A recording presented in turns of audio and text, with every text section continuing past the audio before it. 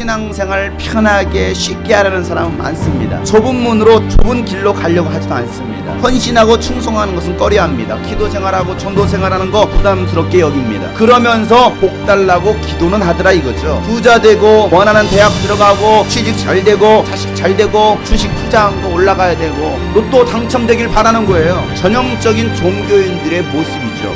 이런 사람들 교회 아니어도 많습니다.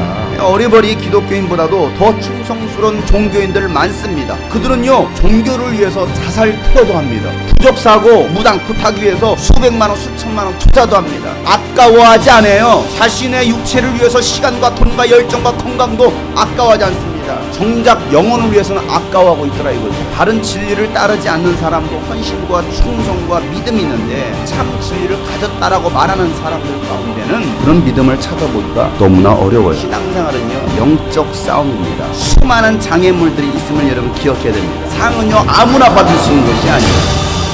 썩어질 면류관을 얻기 위해서도 절제하면서 뛰면서 썩지 않을 영광의 면류관을 바라는 그리스도인들은 절제하지 않고 내 신앙을 지키기 위해서 자기 몸을 쳐서 복종시키는 사람들이 별로 없어요. 그러면서 나는 교회 다닙니다. 나는 천국 갈 수 있습니다 라고 말하는 사람들이 오늘날 교회에 너무나 많이 있죠. 그날에 상 받을 것이라는 생각은 오산입니다. 영적 신앙을 하다 보면 여러 가지 시험을 만납니다. 그리스도인들에게 시험이 없을 수가 없습니다. 성경에서 말하는 시험 대표적인 게 두 가지죠. 첫 번째 시험은 연단의 시험입니다. 하나님께서 우리의 믿음을 테스트해보기 위해서 시험하는 것. 이 시험을 통과하면요 우리의 신앙이 성숙해집니다. 그리고 하나님께서 예비하신 복을 받아들일 수가 있습니다. 아브라함을 부르십니다. 왜 그를 불렀습니까? 시험하시려고. 오늘도 하나님은 여러분의 믿음을 시험해 보실 것입니다. 진실하게 하나님을 신뢰하고 하나님을 사랑하고 있는지를 시험해 보시는 거예요. 사랑하는 자식보다도 하나님을 더 사랑하는지를 보시기를 원하셨던 것이죠. 아브라함은 하나님의 시험을 통과한 사람입니다. 이 시험을 통과했을 때 그의 믿음을 의로 여기셨고 그를 친구로 삼으셨다고 말하고 있습니다. 아브라함이 믿음의 시험을 통과했을 때 믿음의 조상이 될 수 있었어요. 하나님의 은혜로 하나님의 사랑으로 구원을 받았다는 사람들이 하나님의 은혜를 망각하고 감사하지 못하는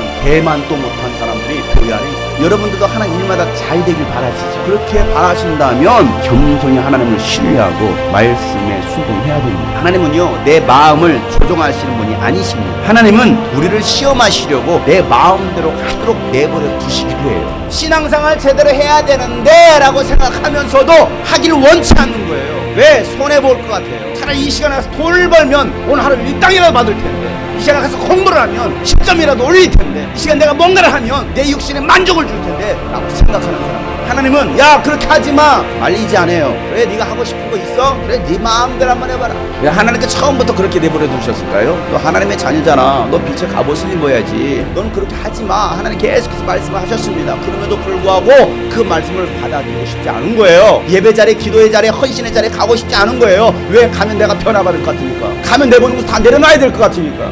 여러분 우리가 이겨내지 못할 믿음의 시련은 없습니다. 하나님은요 우리에게 피할 길도 주십니다. 우리는요 마음을 하나님께 향해야 됩니다. 하나님을 사랑하고 신뢰해야 됩니다. 그러기 위해선 우리가 하나님의 은혜 안에 강하고 굳세게 서 있어야 된다는 사실이죠. 하나님의 시험은 우리를 망하게 하는 시험이 아니라 우리의 믿음을 견고케 하고 우리를 성숙한 그리스도인으로 세우려는 시험인 것을 우리는 깨닫고 시험을 통과하는 저와 여러분 되시기를 주 여러분을 축복합니다. 두 번째 시험 유혹의 시험입니다.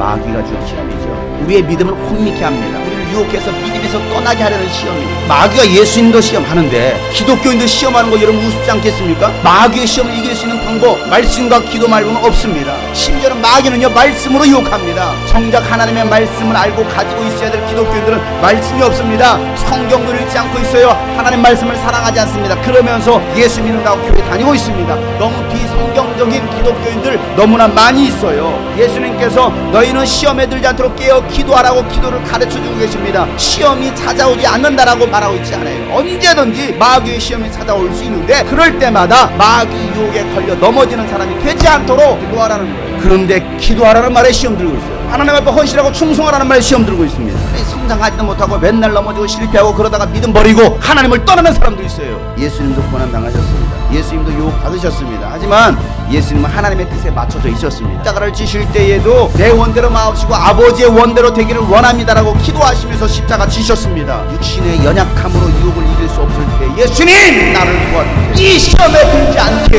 이 시험을 내가 이길 수 있도록 도와주세요.